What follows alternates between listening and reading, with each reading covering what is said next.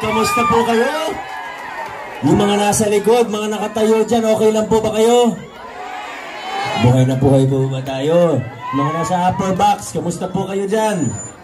Grabe, mga nakaupo po, may energy pa po ba tayo? Yung mga nandito sa gilid, puno na po ang garahe natin ah. Kanina, 3 lang kayo nakatayo dyan ah. Yung mga nasa likod ng tarp, okay pa ba tayo? Uulan po ba? So Roman, baka pwede natin patanong kay San Pedro kung uulan. Hindi yan. Huwag kayong mag-alala, mga 2 oras lang po ako magsasalita. Okay lang ha? Huwag niyo akong hinahamon. Maraming salamat, Bagong Ilog, sa napakainit na pagtanggap sa giting ng Pasig. Maraming salamat po sa mga may pasign. Pero ibaba niyo na po muna, baka mapagod po kayo. May nagpagawa pa ng mga pin, may pa-t-shirt. Maraming salamat po sa inyo. Nakakataba po ng puso. At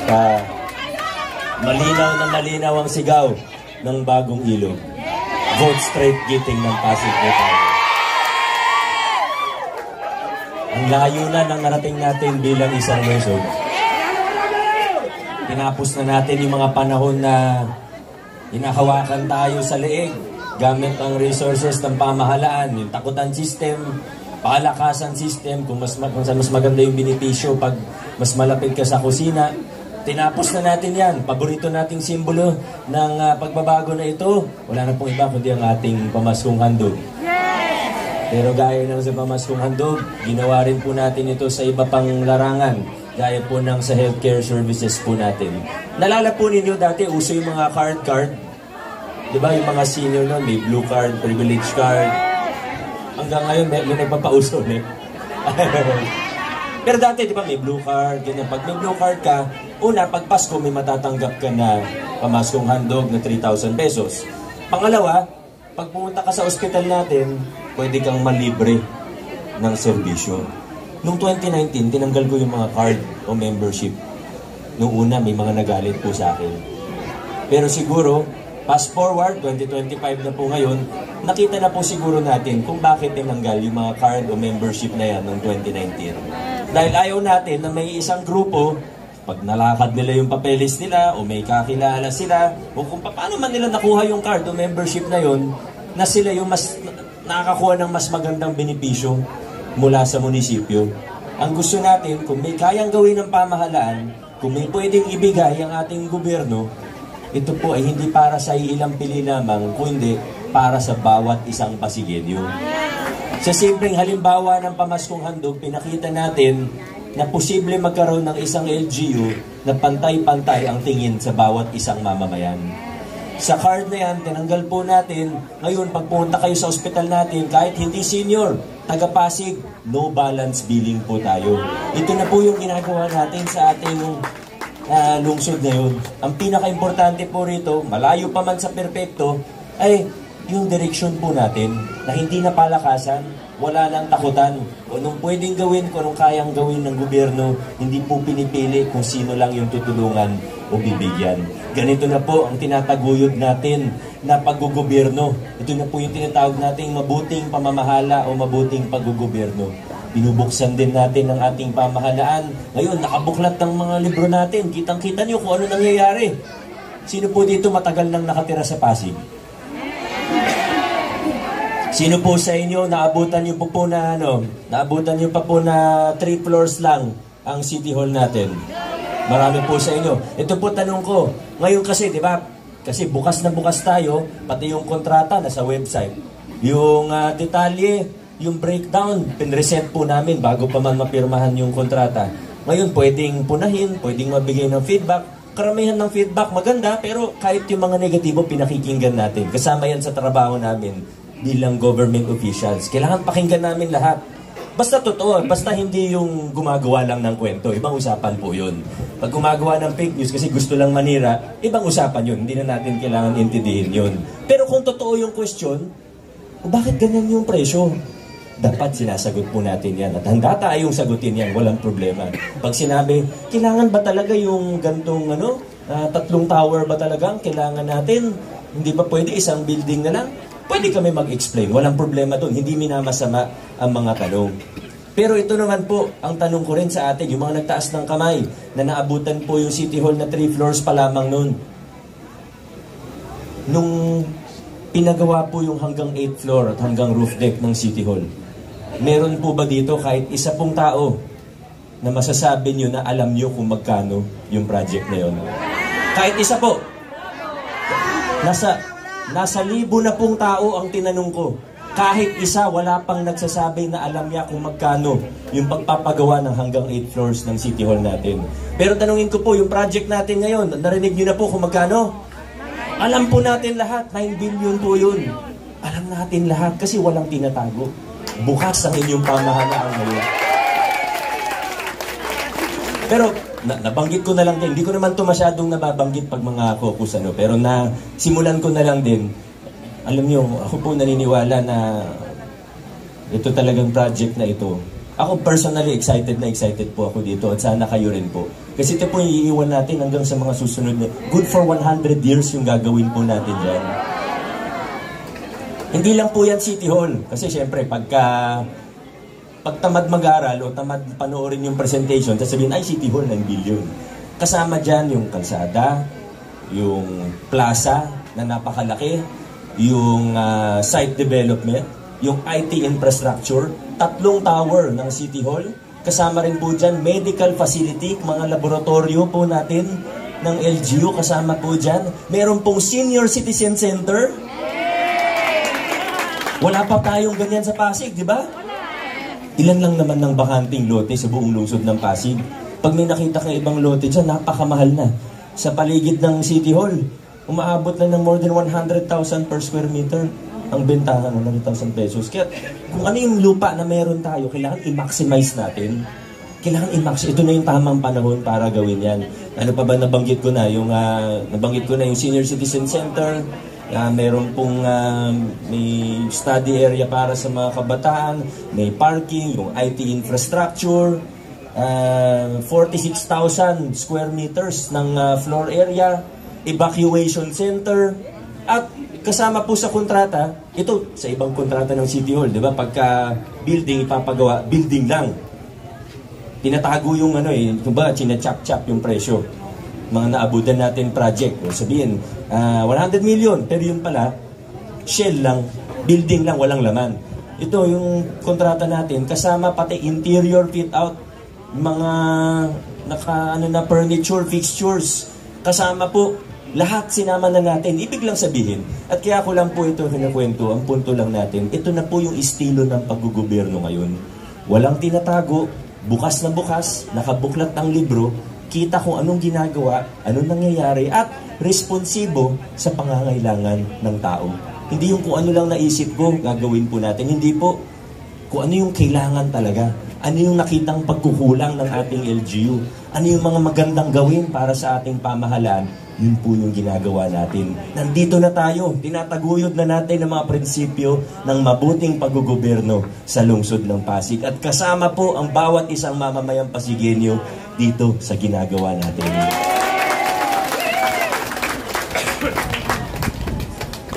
Tinapos na natin yung takutan, yung palakasan, naglinis tayo ng ating gobyerno. Bilyon-bilyon po ang pinag-uusapan natin. Pero alam niyo po, last na po tungkol sa City Hall. Lubos-lubusin ko na dahil minsan ko lang siya mabanggit. Alam po natin yung matinding pagbabago na ginawa natin noong 2019 na tinapos natin, tinanggal natin yung malalaking kickback. Narinig nyo na po siguro dati yung computation natin. Naririnig din natin, di ba, mga katulad ni Mayor Benji Magalong na tapat din. Kinukwento niya kung magkano yung mga porsyentuhan, SOP o kickback. Na nakakwento niya nga, minsan more than 50% na sa ibang proyekto. Pero pagpalagay na lang natin na 10%, 20%, sa budget ng Pasig ngayon, umabot ng billion yan. Kung nasa 10 billion dumadaan sa procurement, 20%, 2 billion na po yan per year. Isipin na lang po natin, nakatipid tayo ng 1 billion per year sa 9 years ng isang mayor. yung City Hall na pinapagawa natin ngayon. Kung dati, nabulsa lang yung pera na yun, tayo may good for 100 years na proyekto na pakikinabangan ng lahat ng Pasigueño. Walang nabawasan sa kahit anong ibang project, yung mga nabanggit kanina. Lahat ng ibang opisina, lahat ng ibang field, pataas ng pataas din yung budget. Senior citizen natin, never bumaba ang budget. Every year tumataas. Healthcare services, ganun din po. Persons with disabilities, may bago pa nga tayo ngayon. Social pension para sa mga bedridden natin na kababayan. Yung sa ospital, nag-upgrade tayo. Yung sa senior citizen, yung expanded local senior pension natin, yung sa tapat loan, livelihood program, lahat lumalaki. Yung sa palupa natin, more than 3,000 families na natulungan ngayong taon, sa loob ng isang termino lang po yan. Yung libreng prangkisa, tulong sa mga maliliit na sari-sari store, lahat ng yan nangyayari po ng sabay-sabay. Dahil tinataguyod natin ang mabuting pamamahala sa lungsod ng Pasig. Pero ito po, sabi nga kanina, nakikiusap po kami sa inyo, humihingi po kami ng tulong sa inyo.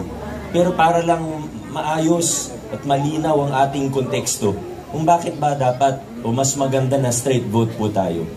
Noong 2019, dalawa kami magkasama ni Congressman Roman Romulo. Wala po kaming lineup kasi yun yung tingin natin noong panahon na yun, importante, mapalitan ng mayor, congressman, pwede tayo magsimula sa ating journey para sa pagbabago sa lungsod ng Pasig. Ako po, bilang mayor, bilang isang tao, kaya ko po makipagtrabaho kahit kanino. Napatunayan ko po yan nung konsehal pa lang ako, na ako lang mag-isa ang independent. Napatunayan ko po yan nung naging mayor ako at hindi ko kasama lahat ng konsehal, pati vice mayor sa lineup. Pero may mga panahon noon na medyo nahirapan ako. Opo, kaya ko makipagtrabaho sa kanila. Dinuturing ko yung karamihan sa kanila na kaibigan din. Pag nagkita kami sa labas, pwede kami magbatean, magbiruan, magkwentuhan, walang problema. Pero ang hirap lang po, pag hindi natin kapareho ng prinsipyo. Doon nagkakatalo eh. Kasi isipin 2019, tinanggal yung kickback. Mayor, zero. Hindi man maniwala ang iba, okay lang. Basta hindi natin gagawin yan. Kasi may nakatingin o wala, ang integridad, ibig sabihin gagawin mo ang tama. May nakatingin o wala. Ngayon, tinanggal natin yan. Alam yan ng mga konsyal noon. Pero may mababalitaan ka. Di naman kailangan pangalanan na. Pero may mababalitaan ka, may isang konsyal. Sabihin, lalapit sa kontraktor. Wala na naman pala kay mayor eh. Baka pwede kami, may 3%.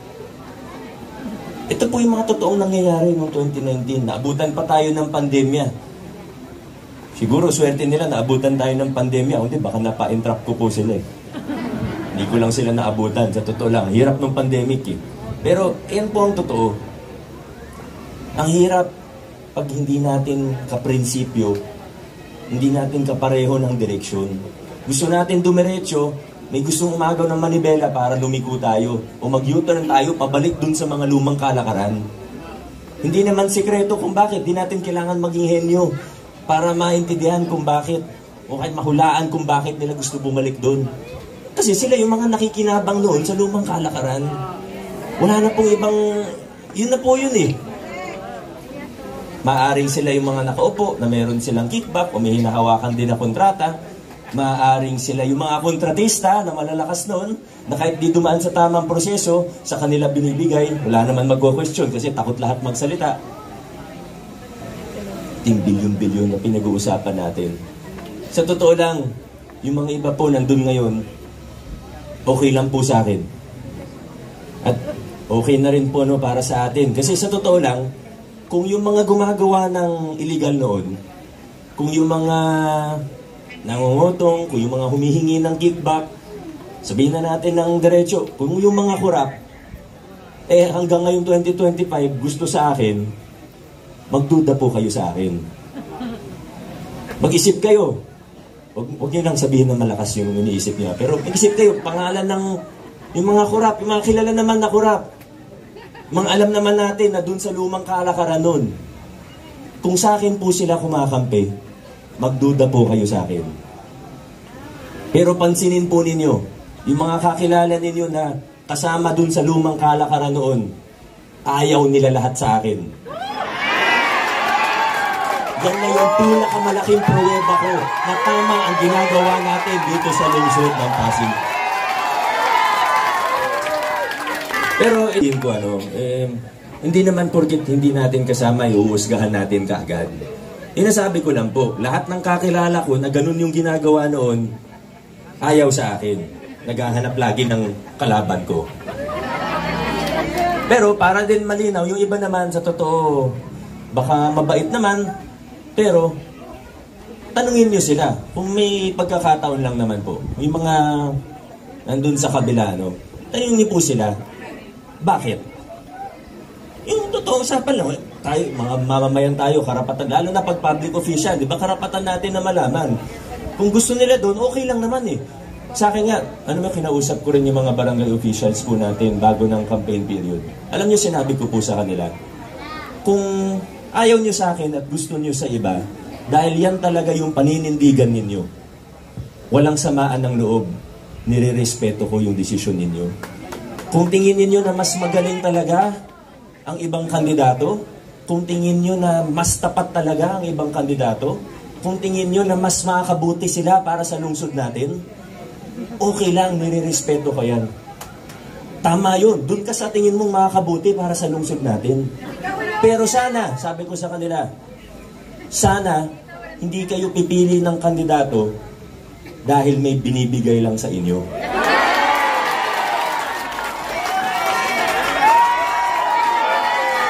Sana. Sila lang ang makakasagot nun. Di ba? Huwag natin husgahan kaagad. Pero yan po yung sinabi ko sa kanila. Ngayon, mga kaibigan, nandito na po tayo. Ito na po tayo. Salamat po. Ito na po tayo. Mga kaibigan, 7 araw na lang.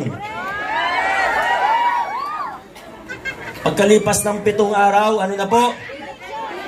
Tama, linggo po yun, magsisimba tayo. Ano ba?